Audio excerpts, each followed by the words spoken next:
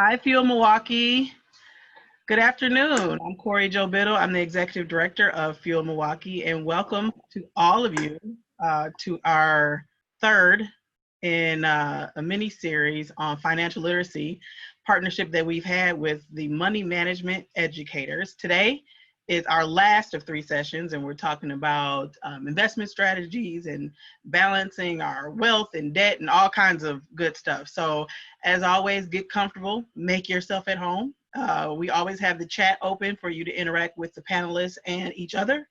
And the Q&A is available for you to submit questions.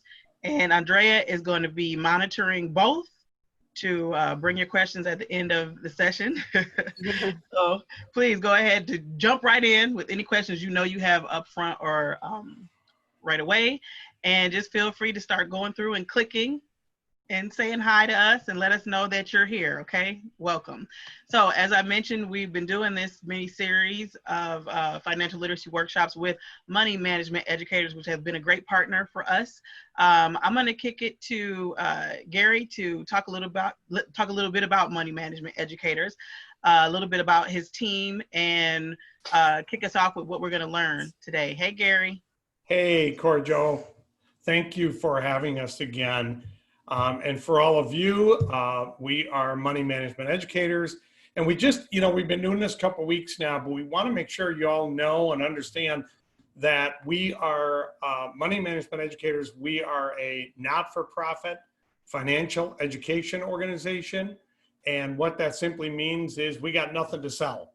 We are here kind of like, if you will, the Red Cross. The Red Cross doesn't sell anything. They just help folks out.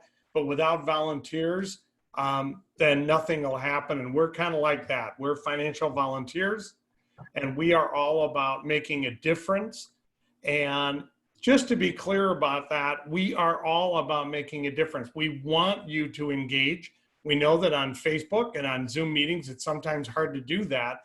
And that's why we have the one-on-one forum, the place where you can go to have a one-on-one chat with myself or with Tim after the workshop today. And anytime during the remainder of this week, which would be today and tomorrow, and then we have Tuesday and Wednesday carved out next week, you can have a private time with one of us. We're both planners, and it's no charge, and there's no sales or anything like that. The idea is we want to make a difference, and that's what we are all about.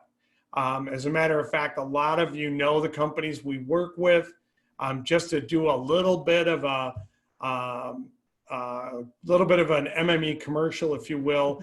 You guys know some of these companies. Matter of fact, some are local there to Milwaukee. Johnson Controls, for one. We've been in and out of Johnson Controls since 2004, I guess. And but hey, we're out there. We're trying to make a difference. If you want to bring us into your company or introduce us to someone in your company, please do that, because that way you can expand the whole make a difference concept. And this workshop that we're going to do today, Tim and I, actually Tim reminded me this morning, this is the workshop we like to call the I wish I knew it when workshop. I wish I knew this when I was in high school. I wish I knew this stuff when I was in college. And for some of you, maybe it was I wish I knew this stuff back when I was 25. It's the one comment we hear about this workshop more than anything else. So I'm going to stop blabbing, and we're going to start getting to work on this thing. But know that we are here to try to make a difference. So get those chat questions out there, and we'll answer them as we go along. Whoops, Tim, it's your turn. I'm not going to work that hard. Yeah, and just to what Gary said just a minute ago, I've been doing this with MME for about 6 years now. I've been in finance for about 10 years. And, the thing I hear from most people is like, why are they not teaching us this stuff? And a lot of people, what I've seen is if we don't have the right information, it just leads to people either making, the wrong decisions, or most of the time just no decision. So, the idea here is, if you have a company where you have a wellness program, and one of the things I hear a lot from people in HR is, we have a wellness program, but we're not really addressing the financial piece of it. And a lot of the times employees, the biggest problems they're having aren't their, it probably isn't their high cholesterol as much as their student loan debt, their mortgage, how do they balance their benefits. So we have programs and curriculums that we can come in and build out for a company if that's something you'd like more information about. With today, getting into today's workshop, the first thing we're going to do is just a fun little exercise to just look at the impact of taxes on our investments. And what we're going to start with this one, and let me grab control here. What I want you guys to do is just look at this next slide here. Gary, can you? Yep, I handed it off, so it should have been okay. Sorry, could you click to? I'm having a little issue here with the. Let's try it again. We'll get you on here. Yeah, try one more time there. Sorry about that. Give it to Tim Reed. There you go. Otherwise, all right, there we go. There we go. Sorry about that. Technology. All right, so this is what we're going to do today. So look at taxes. We're going to look at the market a little bit. And then Gary's going to really kind of take and tie together everything we've been looking at. Like, what are the different investments? Where's, how can I apply this to me and take this information and build a model? And then we're going to also really quick touch on a few things with the CARE Act and student loans. And just kind of hit some highlights on that, things that everybody should probably be thinking about right now if you do have student loans. And there's a few things that are there for your benefit that you might not even have to do anything. So with that, the first thing we're going to look at here is taxes and how they affect our investments over a long period of time. And I want you guys to imagine that there's an investment that exists where if I gave you $1, I could double it every year for you for 20 years. So I give you $1. After 1 year, you have $2. After 2 years, 4, and on and on and on, where eventually after 20 years, you'd have $1 million. If you can find an investment that does this, put all your money to it and give me a call, because I'd love to know what it is. Yeah, give us a call for sure. But for the sake of this, we're just going to look at, at over 20 years, if I had $1 doubled every year, I'd have a little bit over $1 million. But what if every year when my investment doubled, I had to pay taxes on the investments? And for this example, we're going to assume that we have to pay 28% tax on the gain that we make every year. So in the first year, I have $1 and it doubles to $2, but I would have to take 28% of my gain, which would be 28 cents, and give it over to the IRS. So at that point, I would have $1.72. Then my $1.72 doubles, but I have to take 28% of the $1.72 I made and give it over to the IRS. Hey, Tim, are you advancing? Because I'm not seeing an advance. Not yet. So here's the first 10 years of what that would look like. So $1.72 doubles. I have $2.96, $5.09. What I want you guys to do, and if anyone wants to put in the comment box, how much do you think you'd have after 20 years if this continued and you just paid taxes on your gain? 28%. Corey Joe, do you have a guess? No? We usually put everybody in the room on the spot when we do this live, but we can't do that now, so it's kind of hard. Don't do it to me. Maybe I'll go. Let me see. I'll go pick on one of the attendees and see if I can bring him on screen. Just under 500,000. We have one person. I'm assuming 500 means 500,000.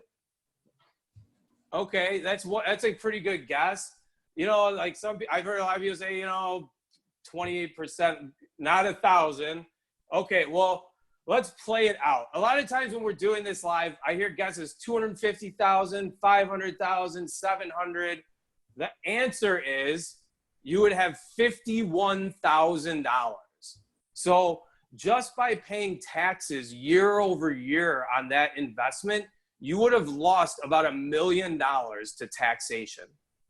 Wow. And the point of this is find investments, especially for your long-term investing, that have tax advantages. And by tax advantages, we mean things like tax deferral, where you don't have to pay taxes year over year on your investments. Most of you already have an investment that does this. It's called a 401k. But there's other things like IRAs and life insurance cash values and different types of investments that also have tax advantages. So if you're sitting there saying, I don't know if what I have or what I should be looking at right now, finding these is really, really important for long-term savings. And Gary, do you have anything to add to that? No, I was going to point out, so 28% tax, who's paying 28% tax? We have to remind them it's federal and state tax that we're talking about here. And everybody's tax could be a little different, but figuring anywhere around 25 to 28 is very reasonable. Yeah. And the other point to that is who's making 100% rate of return? Nobody. It's just for the sake of the example, if you have to pay taxes every year on your investments, it will have a very large impact on the long-term growth rate. That's not to say that some investments that you pay taxes year over year may have other advantages, like being more liquid or things like that. So you really want to consider, what you're using the money for and when you can access it and things like that. Perfect. So find investments that have tax advantages. That's really important for long-term savings. Second of all, market update. We're going to go through this. What I really want you guys to think about when I talk to people, one of the things that I see a lot of confusion about is when people look at their 401ks, they have a really hard time understanding the different options available to them. And a lot of times people see these words like small cap, mid cap, large cap, international, bonds, and people really don't even know what that stuff means. So what we want to do here is just show you how kind of what those words mean. We're going to talk about a little bit, and then give you some real life examples of how you can apply that. So what we're going to look at here is the way that the markets have performed over the last few years to illustrate the difference between what these things are. So I'm sure you guys have heard of like the Dow Jones before. And the Dow Jones is actually what is an index. And whenever you hear the words index, what that means is just a group of companies or stocks that we look at to find an average, to show us how the economy is doing. And when you see those words large cap, mid cap, and small cap, what that means is large companies, mid-sized companies, and small companies. So the Dow Jones is actually only 30 companies. It's 30 blue chip, large companies that we look at to track how the economy is doing as an average. And in 2016, the Dow Jones did 13%. It's probably the one people hear the most as far as indexes. The next one is probably the second most that people hear, which is the S&P 500. And for you at home, if you want to take a guess, how many companies do you think are in the S&P 500? 500 companies. So we have 500. And again, these are large companies. So the S&P, that did pretty good in 2016, right? Not quite as good as the Dow. Well, the last one we're going to look at is the Russell 2000. 2,000 companies. And the Russell 2000 is more of those small and mid-sized companies. That did 21%. Well, that's pretty good. The point of this is that, let's look at the next year first, kind of. The next year, 2017, the Dow did 21.3, the S&P 19.4, and the Russell only did 13. So that was the loser that year. We don't know who is going to win on a year-to-year basis. Sometimes the large companies win, And sometimes the small companies do, sometimes international, sometimes, you know, all different categories of the economy can be number one in any given year. So when you're looking at your funds in your 401k or your investments, you want to make sure that you build with balance and try to own the whole economy or as much as you can. You don't want to necessarily just pick one area and hope that it wins every year. And as we move on to 2018, you can see everything moves around a little again. We had a bad year there. It happens. And into 2019, where the S&P was up the most and the Russell won again. So every year we have things moving all over the place. One point that I want to make for those of you that have a 401k, the thing that I see the most when I meet with people that have a 401k, I'd say 80–90% of people just choose a target fund. Hey, I'm going to retire in 30 years, so I'm going to just pick the fund around when I'm going to retire.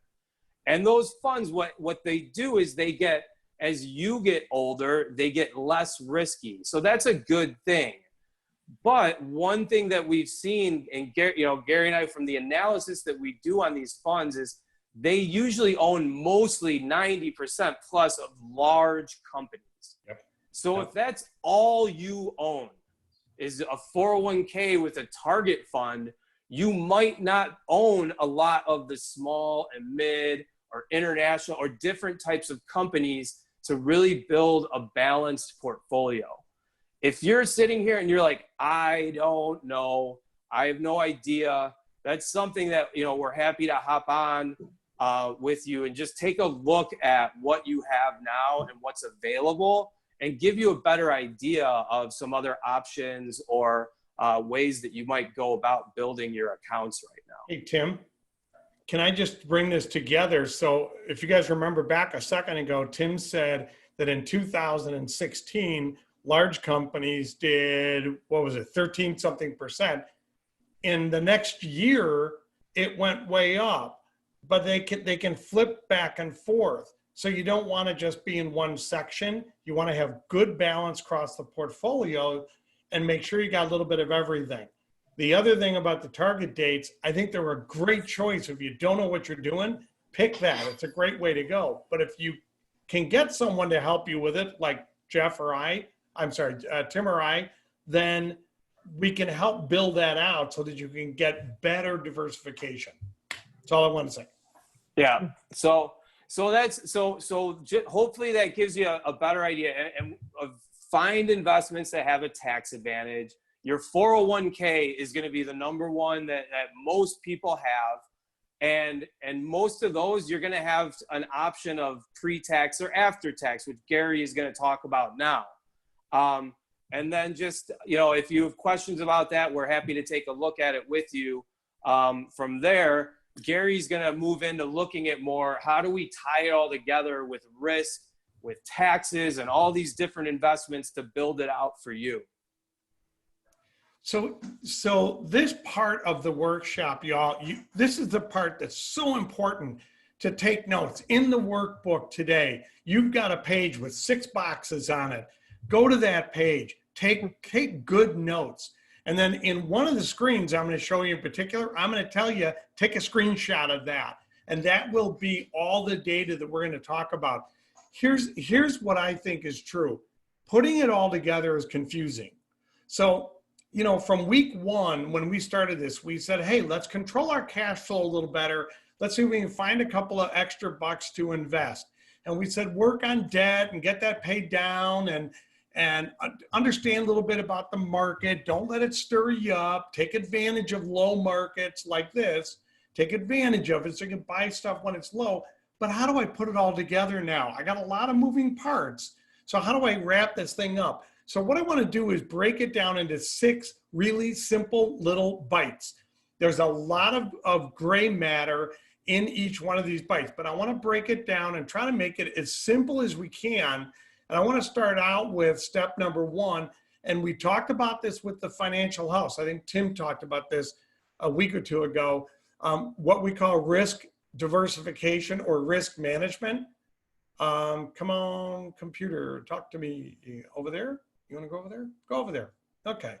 So what we want to do is just line up those 3 boxes. This is risk management: safe, moderate, and aggressive. And again, we're taking the financial house and we're bringing it to life a little bit today. So we got safe, moderate, and aggressive investments. And how much you have that's going to be safe or aggressive is up to you. But money above the line can change in value like we're seeing over the past few months. Money below the line, we like to believe, will be a little more fixed and create some steady interest income. And how much you have safe, that's up to you. But there is a rule of thumb that says have a percentage that's equal to your age. So if I were 35 years old, it might look like this. I'd have a little bit more aggressive, a little bit more safe. But what if I were 65 years old? Then I'd flip it around. The point of this screen is simply to say how much I have safe or aggressive is up to me, but my investments have risk. Just know that. It's that simple. That's step 1. Jot it down. So make a note on 6 boxes. Step 2, tax diversification. Tim just finished telling us taxes matter. Don't make it more complicated than that. Just watch out for that stuff that's going to give you a tax advantage. So let's go find out what some of those things are. So first off, break up the model into 2 sides and know that on the left side is our pre-tax side. On the right-hand side is after-tax. So what's pre-tax? Pre-tax is all that stuff where money goes in before you pay tax on it. Everything else, by definition, is after tax, and I'll show you those in a minute. So here's the deal. Simply put, back in the late 70s, early 80s, the highest tax bracket that we had back in the day was a 70% tax bracket. And I don't know any one of you that wouldn't squirm about paying tax at 70%. Tim just used an example of, what was it, 28% on that slide. And we're all looking at that thinking that was crazy. The highest marginal tax bracket back in the late 70s, early 80s was 70%. And there were 15 different brackets. I want you to just lock in on those 2 numbers and tell me if things aren't a little bit different today. So I'm going to fast forward here real quick. Where are we today?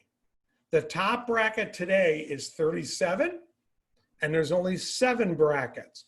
So what does that mean? That means the taxes are lower today, and there's less movement on the brackets because there's less brackets. That means they're spread out even more. So what's the impact of that? The impact of that is that in the old days, we all said, hey, you know what? When I get to retirement, I'm going to be in a lower tax bracket. That was probably pretty true back then. Today, maybe not so much. And I'll give you a clue. The 22% tax bracket now ranges from about the mid-70s of income all the way into the 150s of income. That is a huge spread.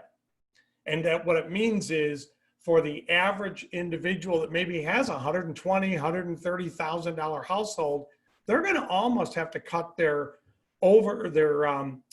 income in retirement. They're almost going to have to cut that in half to be able to drop even 1 bracket, which means you may not be in a lower tax bracket. So remember the old days, high taxes, a lot of tax brackets, and then today we have lower taxes and lower brackets. And in the future, a number of you commented, I think it was last week, Tim, or the week before, when we said, do you think taxes are going to go higher in the future? And a lot of you said you thought they were. Understand, we're not saying don't do pre-tax investments. We're simply saying you've got to spread the wealth out between your pre-tax and the tax-free stuff. So don't go canceling 401ks. That is not the message we're trying to say. All we're trying to say is step 3 is when we build it, when we put it together, you have to approach both tax treatments. So step 3, so what have we got so far? Step 1 is risk, 2 is taxes. Step 3 is putting it together. This is really simple, but really, really critical. So now we'd go back to our tax treatment and say, look, build up a pile of money on both sides, the pre-tax side and the after-tax side, because watch this. When you start to take money out, it's how you take it out is how you pay tax on it. So check this out. I have a nice living. My wife and I earn a decent living. I want to have something like $80,000 of income in retirement. That's great. I'm going to take that out of my 401k. So do I pay tax on it? Well, let me see. I didn't pay tax when I put it in. I didn't pay tax while it was growing. So let me see. I think Uncle Sam's going to want his piece when I start to pull that out. So the 401ks, the traditional IRAs, the 457 deferred compensation plans that some of you may have, those are all taxed when you start pulling the money out. And today, $80,000 would dump me in the 22% tax bracket. So, okay, well, that's all right. That's better than 70, right?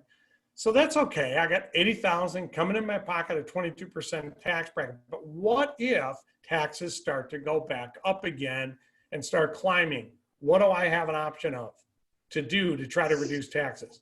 Nothing. So how do we deal with this? Here's the trick. Let's accumulate some of our money on the after-tax side, because if I could cut my $80,000 from the pre-tax side, if I could cut that down to 40, that drops me in the next lower bracket, which is 12%. And I want to just ask you, think about this for a second. If you're sneaking an email in, come back for a minute. Let me ask you a question. Is 12 less than 22? Yeah, obviously it is. But if I could pay tax at 12 instead of 22, that's a good deal. So now I got half my income. I'm only paying tax at 12% on, but I need 80 grand to live on. Why? Because my wife said so. And so I've got to have 40 grand coming back into my pocket. But if I could take it from a Roth IRA or a Roth 401k or from any one of those tax frees, and I'm going to show you those again in a minute, that's going to allow me to have $40,000 coming into my retirement pocket at zero tax and $40,000 coming in at 12% tax. So quick, the mathematicians in the group, do some math. 12 plus 0 is what? Right, 12. And 12 divided by 2 to come up with the average is 6. You've just reduced your tax burden from 22% to 6. So let me ask you a question. I'd love to just get a real simple answer on the chat lines here. Is that important to know now while you're building your investments? Do you think that's a big deal? Andrea, let me know how people do as we go along here. I'm glad we're getting some feedback. That's awesome. Well, we have a few. Oh, everybody so far is yeses. Gee, really? Okay, great. It would be great to know. Yeah, this is awesome, guys. And it's really important to get it right. So we got risk, we got taxes, and now we're how to put it together. This is how we put it together. I got to give you a few nuts and bolts. I know this drives some of us a little bit crazy, but you've got to know a couple little things to put this thing together. Yeah, one of the things to Gary's point, if you're sitting here and you're like, all your money is pre-tax, which I see all the time, because that's what most people they do in their 401k at work. That is a huge red flag, because if I pulled a room of 100 people and said, where do you think taxes are going? 95% plus will say they think taxes are going up. And if that's the case, then why would you put all of your money in an investment where you don't know what the rate you're going to pay down the road is? And you're already think it's going to be higher than what you're paying right now. So this is why so many companies have put Roth 401ks there, to give you another option as well. And Gary's going to talk about those right now. Okay, so that's the strategy. Here's the tactic. Here's how we build it. Step 4, put it all together. Let's actually show you the pieces and the parts. And if you can get this, man, this is awesome stuff. So here's the deal. On the pre-tax side, we know the 401k, IRA, all those kind of things are good, strong, pre-tax, long-term investments, but that's above the line. And I know the 401k people that come into your companies always want you to diversify. Look, diversifying only in your 401k is taking a micro approach to your money. I want you to look at your whole map model, this whole big circle that's on the screen. And on this side, the pre-tax side, I want to avoid all these safe investments because they're all short-term oriented. It's all about tax advantages. In other words, like a tax-free municipal bond, or liquidity, getting at your money. Yeah, we got to have safety, but in long-term investments, honestly, the stock market's going to do it. Yes, it goes up and down, but overall it goes up, and history will prove that out. So I can make more money above the line after taxes and after inflation. I can do better above the line on the pre-tax side than I can below the line, but I can't give up my risk management. Remember, we said number one, risk. So how do we get that back? How we get that back is we focus above the line on the pre-tax side. I'll come to the free money in a minute. But we do the safe money on the after-tax side, where those characteristics do matter to us. Whoop, there we go. Those characteristics do matter.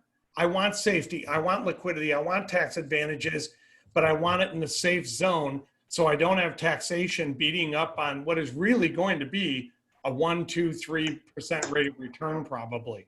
Remember, below the line, safe money. Okay, so right now, this is red flag. You know, I like what Tim said, a red flag moment. This is another red flag moment. I'm going to show you the 3 tax-frees, the 3 investments. That's the only ones the government give us that are tax-free. You ready? So here we go. First off, we've got tax-free municipal bonds. We have cash value life insurance, and we have Roth IRA 401ks. So some of you, this should sound familiar. We talked about this with the financial house Tim did a week or two ago. So real quickly, I want you to understand these tax-free municipal bonds. So Milwaukee wants to build a new flying museum. Actually, probably a bad idea, but they want to build put a new highway in, and they're going to borrow $50 million. That borrowing is a bond. That's a loan, and they're going to pay that money back with with taxpayer dollars. And they're going to pay that interest back to anybody that lends them money. So those dollars aren't taxed again. The problem is they also don't get a very good rate of return. Right now, munis are what, Tim? 2.5 maybe, something like that. It's pretty low return. So I would argue that the tax-free bonds are really better for an investor that's looking to create income right now. And I would say most of us probably Yeah. aren't. The corporations and insurance companies probably buy the most of them. So it's mostly big corporate investors are buying a lot of these, so they have some safe stuff in their portfolio. So don't worry too much about that one, I would say. Right. Cash value life insurance, I think, is more misunderstood than anything else. Here's the fast forward on this, is any kind of a life insurance product that has a death benefit and a savings component is cash value life insurance. They come by a lot of different names, but know this, the money grows tax deferred. And if you follow the rules like anything else, you can take money out tax free. And it can be a very strategic way to earn a higher rate of return on your money tax free than you can just, in a CD or a money market account. So that's the cash value life insurance. And then finally, the Roth, and we all kind of know the Roth. Roth IRA, Roth 401k, they do have different sets of rules, but they do have one thing in common, and that is you throw your money in after tax, it grows tax deferred, and when you pull the money out to use it, all of it, the gains, all the profit, are tax free.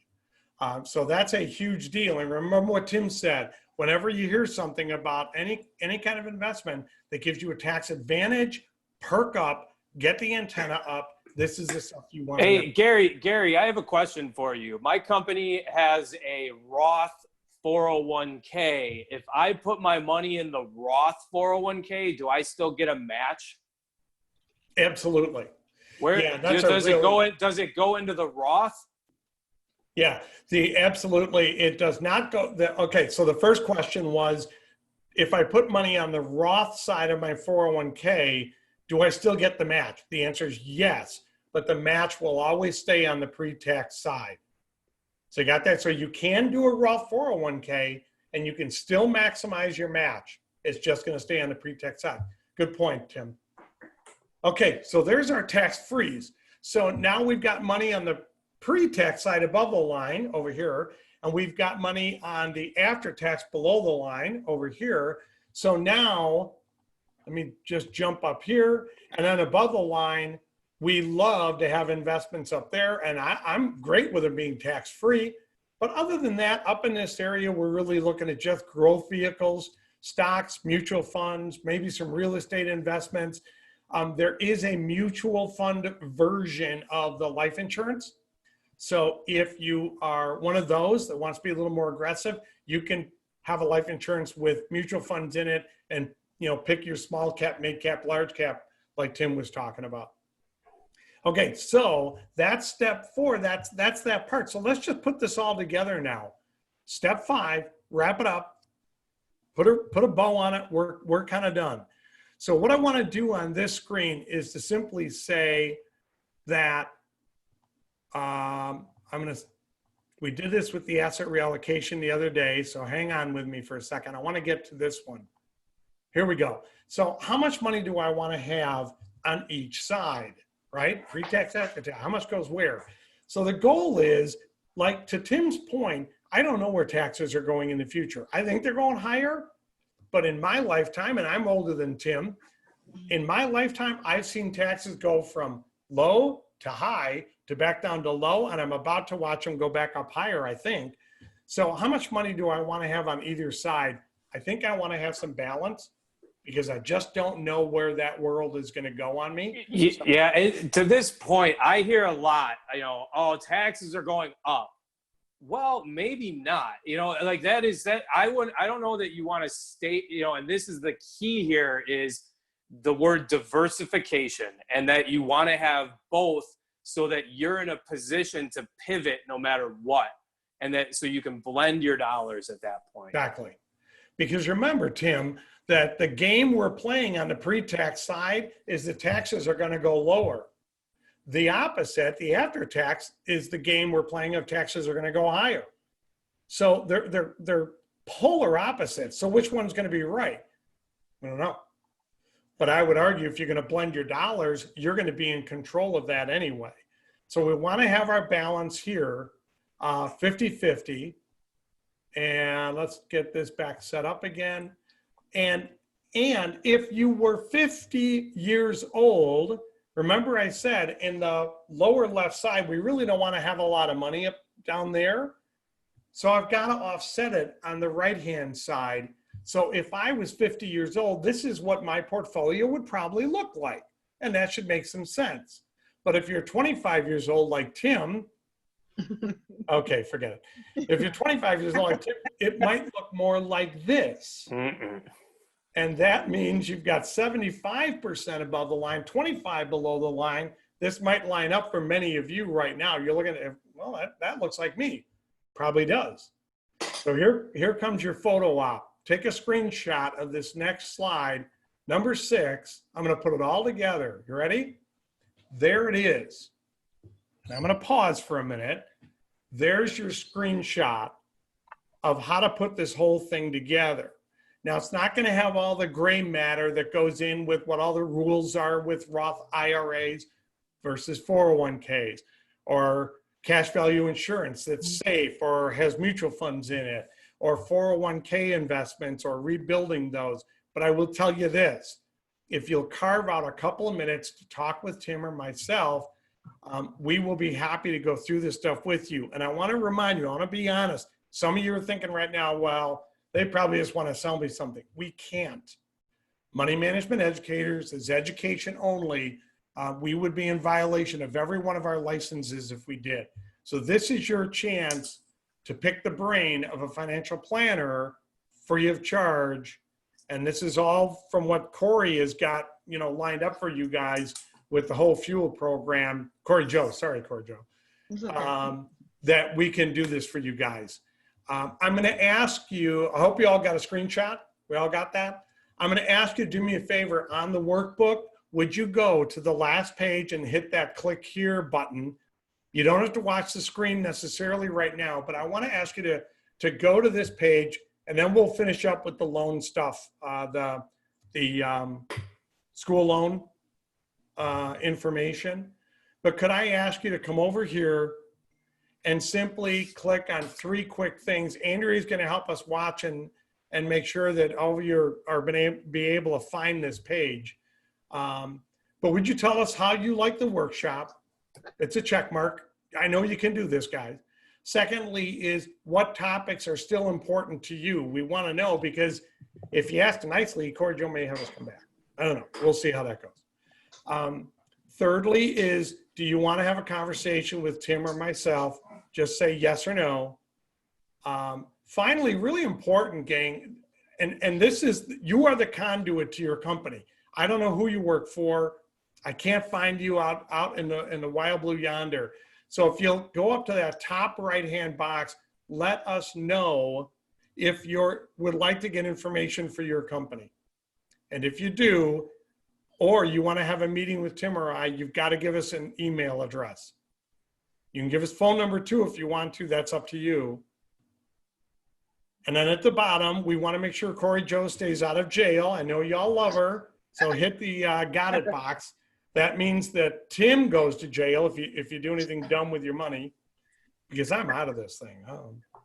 And then when you're done with that, would you just kindly hit the submit your form button? This is very important for us. We know some of you had some trouble over the past couple of weeks finding this, so we thought we'd take a minute in the middle of the workshop to do this. Andrea, are they showing up a little bit there? Let's see.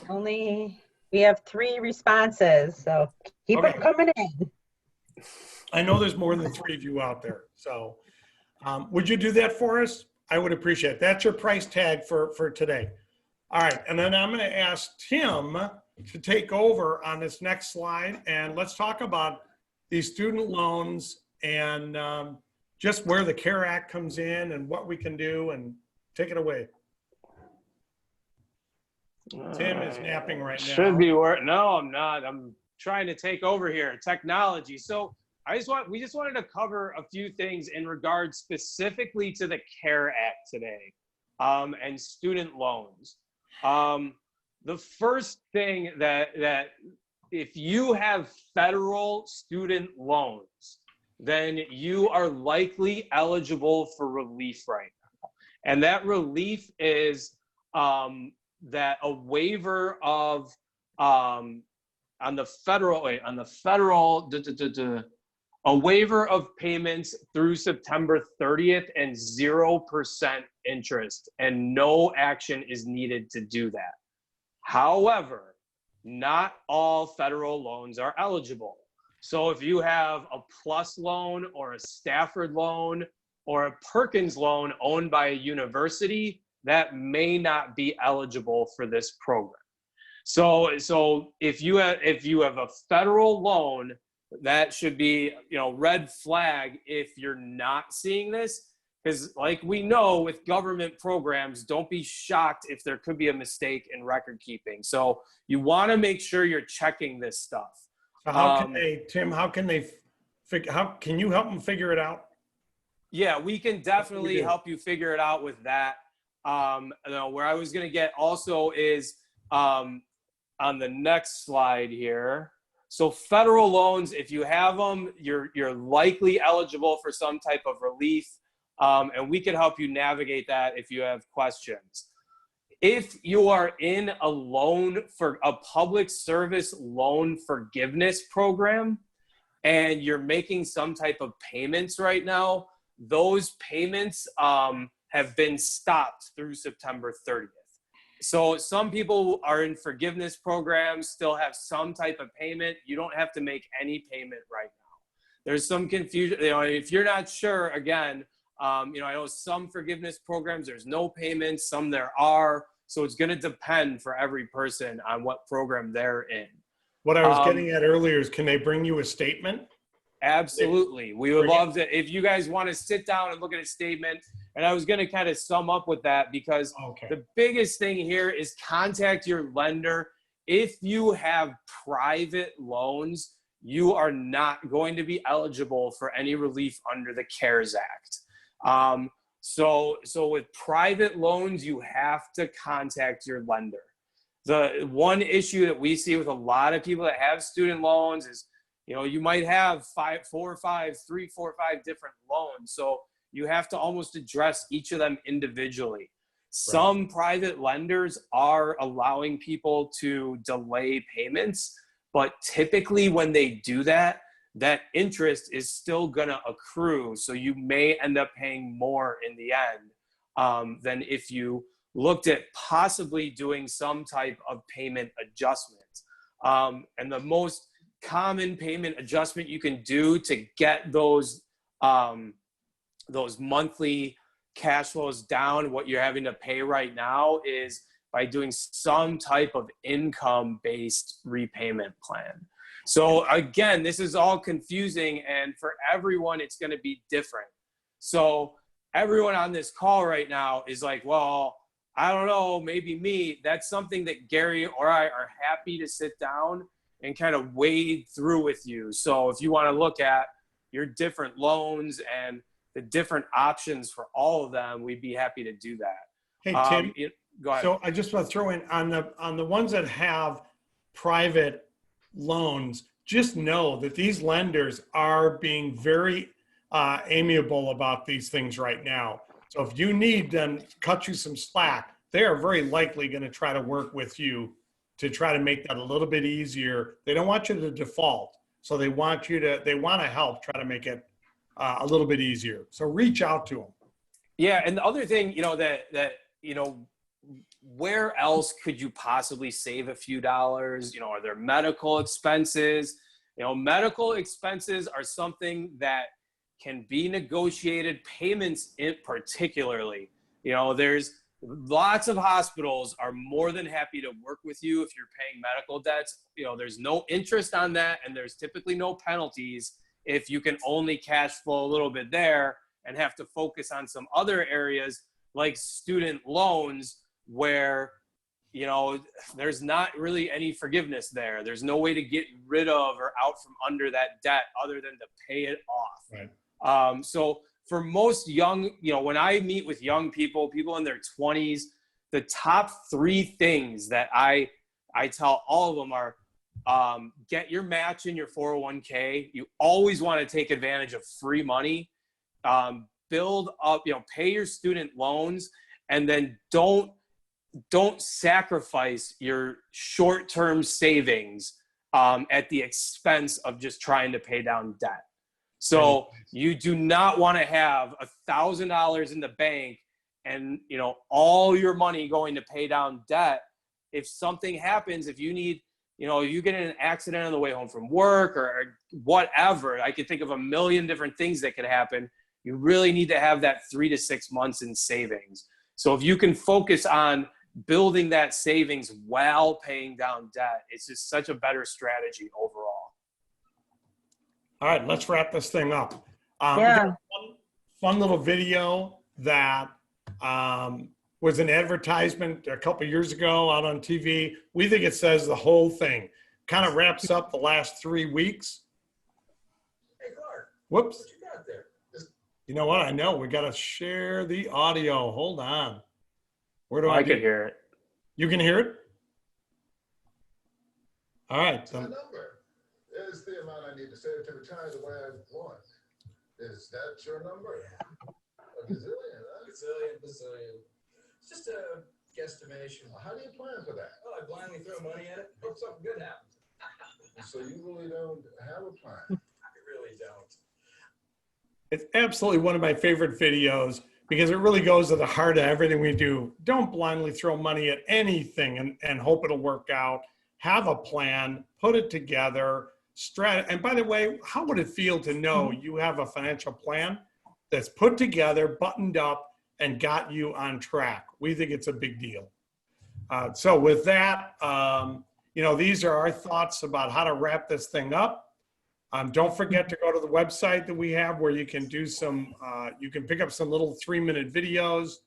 And then if you wouldn't mind, if you want to have the one-on-one meetings, we are holding them all by Zoom, so they're really easy. They're confidential, strictly education. Any partner or spouses are welcome, but you got to go to that response screen that we showed you before, and you got to mark down yes and hit submit at the bottom. Maybe some of you missing the submit button, but if you are, please make sure to hit that after you check mark that stuff, and we are good to go. And Corey, back to you. Yeah, thank you so much. And I'll release the screen in just like 1 or 2 minutes. Sure, no problem. I want to thank you guys for the planned content that that you all went over with us on investments and our money strategy. And thanks for the impromptu information, Tim, on the CARES Act and student loan debt. That was actually a special request from one of our members that found out about the deferral for her federal loans from a friend. She had no idea. So we thought it would be timely and interesting to add that. Yeah, and for most, the nice thing about that is for most people that should be automatic. So if you have federal loans and you're still paying on them, like you definitely like make sure you look into that, because that could be.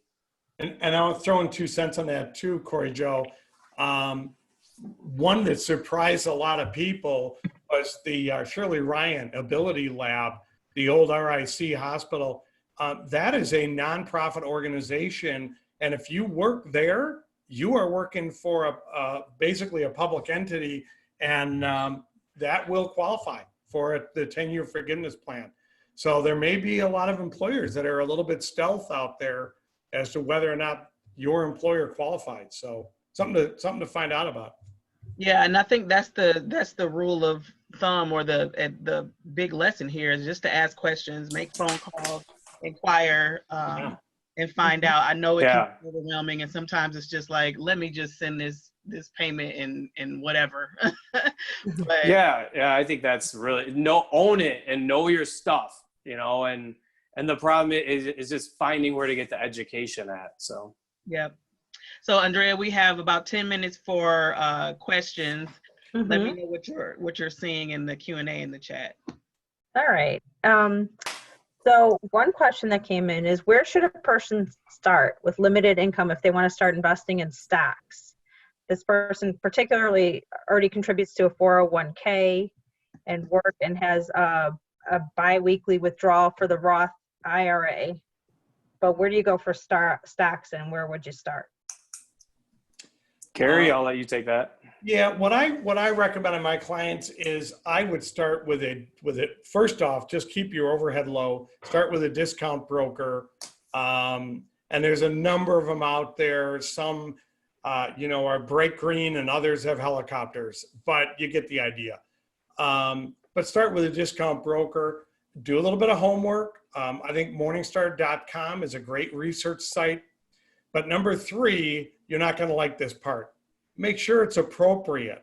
If you're a young investor and you've got a little bit of money left over, stocks may not be the place for you to go at all. I have very few clients that have literally hundreds of thousands of dollars put away.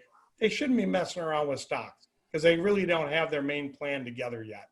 But if you want to find out, I'll be happy to give you some information. Yeah, I think one of the things there too, sorry, Gary, just to piggyback is what is your goal? Do you just want to have a little bit that you play with and buy a few things? Are you doing so?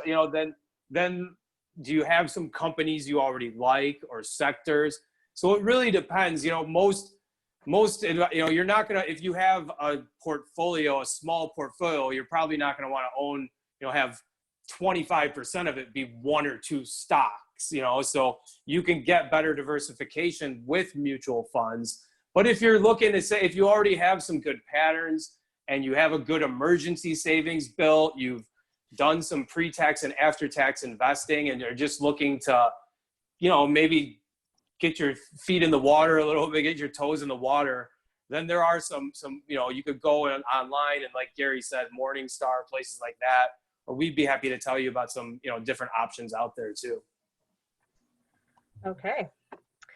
And then and I think I know the answer to this just from hanging out with you guys, but what would you suggest in terms of combining 401k accounts from past and a current company? So I can kind of talk about this, that when you leave a company and go to a new employer and have a 401k, your options are to leave that account behind, to move it to your new company's plan, or to move it into an IRA or individual retirement account. There's no penalty, and that's an account that's just not associated with your employer. The advantages, the biggest advantage to an IRA is that you can invest in anything you want. So any investment that's out there, you can build a portfolio with 10, 20, however many different types of investments you want. So there's many more options available. 401k plans are simple and have a limited amount of funds for a reason. Employers can't give people, 50, 100 funds to choose from. So you usually have very limited options there. You also, if you leave a 401k behind, you have less control over what happens to that plan. If your employer decides, your old employer where you don't even work anymore decides to switch plans, then they could black out your plan. They can make it so you can't make changes for a period of time. So you have more control of the asset in an IRA. So those are the biggest things, and those are the three options that are available. And Gary, what else? Yeah, I just want to add, Tim, conversions to Roth IRA inside a 401k plan. It's very unusual. As a matter of fact, I haven't seen one yet where you can convert pre-tax money to Roth money. You don't want to block yourself from that. We don't know what tax laws are going to be 5 years, 10 years from now. And when you roll money to a new 401k, once those funds are in there, the rules are, for the most part, is once those monies are commingled, you cannot re-break them up, re-separate them. So you're in it until you leave that company, and you can't convert to a Roth IRA when maybe right now is a great time to do it because taxes are lower. So you close the door to a lot of options. Okay. And then jumping back to stocks, do you know if there's a reputable website or a company that is good for children to look at when they want to start investing in stock markets? That is a great question, and I don't really know a great one, and I have a 7 and a 9-year-old. So Gary, I don't know if you know of any for more geared towards younger age people. No, but you know what? We can find out. If there's something out there, we'll find it. I noticed that Andrea put our email address in the chat line. The person that asked that question, grab our email address and reach out to Andrea. Let us know who you are, and we'll circle back with you. And I'll send a follow-up email to everyone too with the copy of the workbook. Cool. Have it so you can go to that back page and click the link. And contact information for Tim and Gary. Andrea, I think we have time for one more question. Okay. Trying to look. I know it's hard to decide which one. Jen Crone, reach out to us. You're asking a good question, but a little complex. My target fund and my 401k plan through the employer, you get notices that 2 to 3 times a year that the money is moved to different funds because of poor performance. Yeah, you don't want to be just randomly moving money around. You want to have a reason for it. If I could ask you, just reach out to us. I'd like to take you through a couple of bullet points on that might be helpful. It's a complex question for right here. Yeah. And the other question I see out there, you've requested, also for someone to give you more information, but they said their loan officer says only e-loans can be deferred through the CARES Act, and hers is a D loan. So I don't know if that would fall under one of those categories, because there are federal loans that are not covered under the CARE Act. So that is something, if there's an officer telling her, that might fall under one of those categories. I did reply to that person, suggested that they grab Andrea's email address and reach out to us, and we'll do some homework on that for you. And as we wrap up, I see one question that I think probably everybody is top of mind for us right now. We've been hearing a lot of talk with the CARES Act and everything that's going on about borrowing money from the 401k. So the question is, can you talk about borrowing against your 401k or your IRA for first-time home buyers or folks starting a business, life events, etc.? Any ideas or thoughts or recommendations around that as we close out here? You can go ahead, Gary, if you want. Yeah, I think borrowing from your 401k is fine. Know what the terms are going to be before you pull the trigger, because the payments will be larger than going elsewhere, perhaps. Know the risks. And the biggest risk we talked about a week or two ago, that if you take a loan against 401k and somehow or another you get released from your job, you will need to be able to pay that money back on the spot. If you cannot, not only will you have the taxes on that, but you will also have a 10% penalty, because that money will be deemed to be a distribution and you took the dough. So now they want you to pay the penalty. It can be a little dangerous, a little risky. Again, what I always suggest to people is reach out to Andrea. She'll connect one of us. Let's strategize it with you and see if we can come up with an idea. To that point of 401k loans, if they can be avoided, it's always preferable to take the money from a more favorable asset. Yeah. 401ks are built for retirement. They're not built to, have money come in and out of them efficiently while you're working. That's not why, it's not what they were made for. So, but there are other assets that were built and are built for that. So I think that, if you're in a situation where you're like, well, we're buying in 6 months, well, you might not have another option.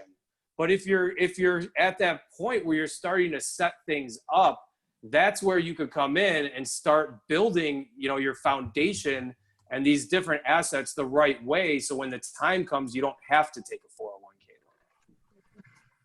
That's awesome. Thank you guys so much. Listen, so this is our last one. I'm gonna miss your blue screens and shining faces. What are we gonna do? We gotta get back together. Everyone just has to have a workshop at their company. Yeah. I just moved, for those of you on the call too, I moved up to Milwaukee in August of last year. So we haven't had someone up here in a long time, but I'm up here and, excited to try to bring these programs to some companies in the area where we could just help further the mission. Yeah, so as we still got a decent amount of people that are still hanging with us. If we take just maybe 2 or 3 more minutes, tell us a little bit about what it is to go into folks, all of you guys are influencers in your company. You all know the decision makers if you're not the decision maker, and you might potentially be able to have folks share Tim and Gary and Andrea's information with your companies internally.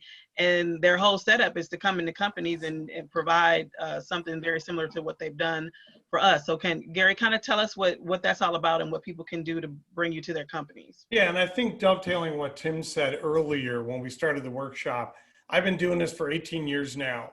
And today, it still drives me crazy. The school systems aren't teaching us anything. The high schools and colleges are barely giving us any financial information. And then they kick us out and say, have a great time, here's your 401k. And we still don't know how to navigate this stuff. That's what birthed Money Management Educators back in 1988. That's what we're all about. And so the only way we can do it is to come out and bring the information, do it in a non-threatening environment. And that's why MME is an education company. All we can do is encourage you to have a conversation, see if it's appropriate for us to join up with your company. And if it is, great. If it's not, then we don't show up. But hey, let's talk about it and see if we can't help out. I'm telling you, we do these workshops, and the kind of responses we get from people are borderline, emotionally in tears, because we're really helping them solve problems they've had for years and years and years, didn't know where to go, because nobody wants to get sold by a salesman. Just not fun. Yeah, and so to Gary's point, if you're sitting on this call, typically if you know the person that runs the wellness program in your company, or someone in human resources and benefits, or CFO, or any of those people are typically the people that we can just have a conversation with and share some information about what we do and how we build programs for companies. And a lot of companies will build out a curriculum or do one-off workshops. So it really depends on their needs. So if that's something, the easiest thing to do, I'm on LinkedIn, Gary's on LinkedIn, so you can always connect with us on there. And it just begins with like a conversation. And, like I said earlier, the area of wellness that I think we're just missing is the financial piece. But a lot of companies just don't know how to address it. So that's what we're here for. And if we can help, we'd love to. I just want to add, we saw a lot of big company names on the screen earlier, even small companies that have 15, 20, 25 employees. It's okay. We'll be happy to come out and chat with them. We think it's an important mission. And if we don't do it, we don't know who's going to do it without selling you something. Yeah. Well, you all have been a great partner for Fuel. We've been wanting to do this for a long time and really wanting to make sure that we partnered with folks that have a true spirit of education and want to empower people to make good financial decisions on their own. So I definitely think we found that in you. So thank you. Great, thanks. Thank you. Thank you. Gary. Thanks, Andrea. I think what we'll do is we'll have to get back together and do a little happy hour. And we'll have open Q&A, and we'll talk all about money and have a little, little libations, and that'll be fun. Talk about money over a glass of wine. Money is finance is not on the list of things you're not supposed to talk about at a bar. Finance is okay. Politics and religion. Everything else is okay. Money Let's do it. So let's do it. If you guys will come back for that, we'll Amen. And that'll be a lot of fun. So thanks again. We still got people hanging with us. Thanks for all the participants, and you guys are getting a lot of love in the chat area. Folks are thankful for the information in the session. And we appreciate being here. Thanks for inviting us. Yeah, absolutely. So as you know, Fuel's webinars are going to continue on Tuesdays and Thursdays. We took a little break with the holiday and came back to you this Thursday. As we close out, I just want to say a lot is going on in our world today. And I know your minds are heavy with the pandemic and social justice and what is happening to our brothers and sisters in the world right now. You got a lot on your mind, and so do I. So I know how you feel. So thank you, all of you, for supporting Fuel and tuning in and bringing all of your comments and your positive energy. And let's just stick together and know that we're in this together, and we'll come out of it even better together. So with that, enjoy the rest of your day, and then we'll come back to you with a money happy hour. We'll figure out what we'll call it. Sounds good. Thanks, guys. Thanks. Take care. Thank you. Take care. Be safe.